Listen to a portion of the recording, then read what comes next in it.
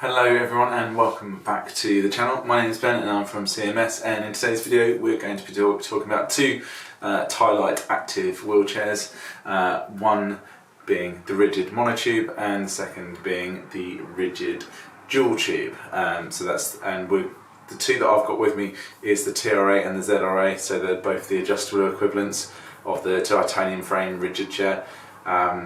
You may or may not be aware, but they also come in a fixed variant as well, which is the ZR and the TR, but we'll be looking at the ZRA and the TRA today. As I do with most of my videos, we're going to be simplifying the information, making sure it's easy to digest, and hopefully aid you in making a decision as to what chair is best for you, and try and create a bit more clarity as to why these two chairs exist and what type of user they would suit the best. So we're going to first talk about the dual tube, purely because that's probably the most irregular or uncommon out of the two. Majority of other manufacturers, mainstream manufacturers, when they're producing their rigid active chairs, are looking for a sleek, performance-driven design. So by making it sleeker, making there less material, therefore making it lighter and better better performance. So sorry, can't get my words out. So yeah, that's where most people are driven towards. A lot of sort of the lower end actives would achieve that, but with quite a thick tubing, so obviously to still maintain the strength but creating that sleek profile. Whereas what the dual tube does is it still wants to maintain that strength and increase it further, so it's actually reinforcing that typical sort of L shape that we see within the sort of transport configuration. So with the backrest fold down, the wheels off, you've essentially got an L shape. With the dual tube, they are putting additional tubing in there to reinforce that and to make it a little even stronger. If you use the standard materials or standard size tubing, that would obviously increase weight. What they've done with the dual tube is they have made the tubing a lot thinner. It's 1¼ inches, which is around 32 mil. So a lot thinner, a lot lighter, but still maintaining that strength with the additional tubing.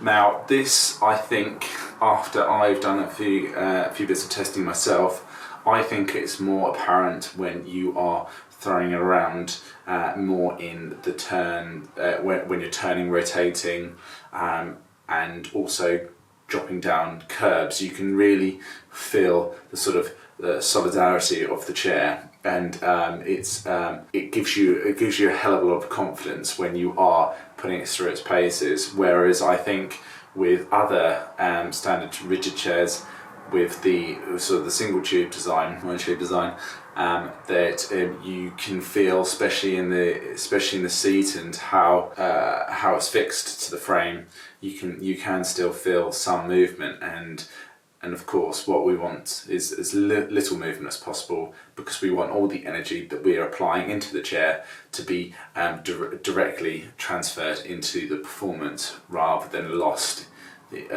energy within the chair and the moving components of that.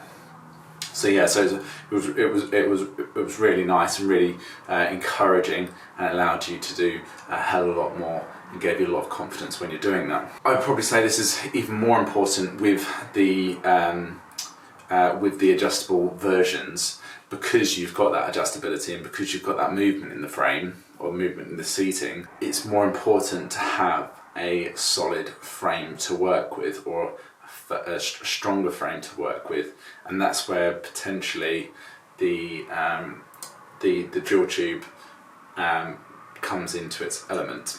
That I think is its main pro. If you are a all-day user, which a lot of people will be, but you are taking it and throwing around quite a bit, and you need that reliable frame, then the dual tube is probably the one for you. It doesn't, although they have gone to all this effort to reduce the weight with the thinner tubes, the transport weight that they advertise is still slightly heavier than your monotube design. Not by much. They're saying that the transport weight of a dual tube is 5 kilograms, whereas the monotube is just under 4.9 kilograms. Slight differences, so not enough really to make a decision on, but yeah, there are still differences, and they've really had to reduce that weight, or the sizing of that tube. And you can certainly see it when you put the two together, which you'll see now maybe. You can certainly see the differences in size. On to the negatives then of the TRA. Not many that I found. The biggest issues that people might have is actually the frame itself. So everything that we were saying is a benefit could also be a negative to some people, and it would be completely down to that person's preferences.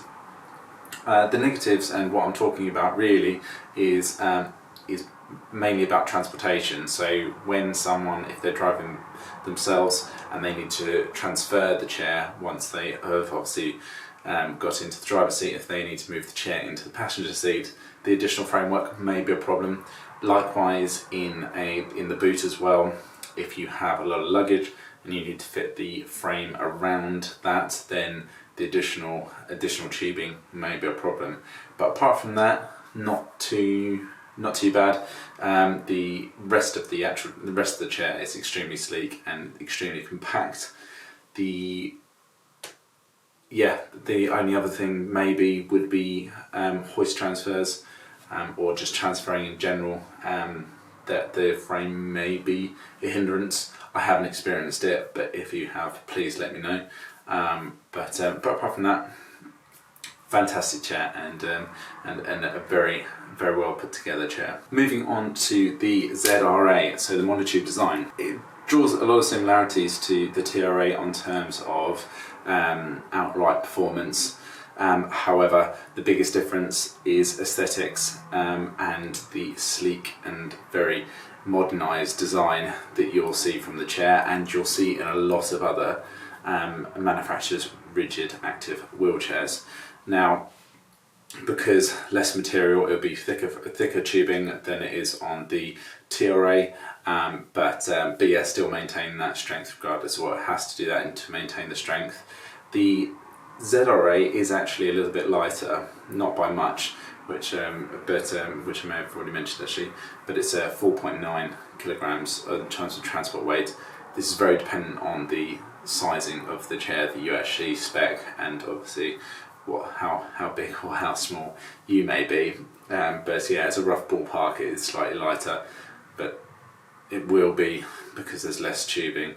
But arguably, then you don't have the same amount of the same amount of strength that the TRA offers. Apart from that, you've got the same 18-19 stone, 120 kilograms, and that's it.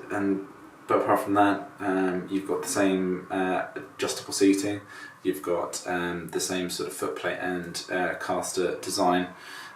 You've got the same backrest options. Speaking of the backrest, very quickly, something I do really like about the TiLites in general is how the collapsible backrest is released.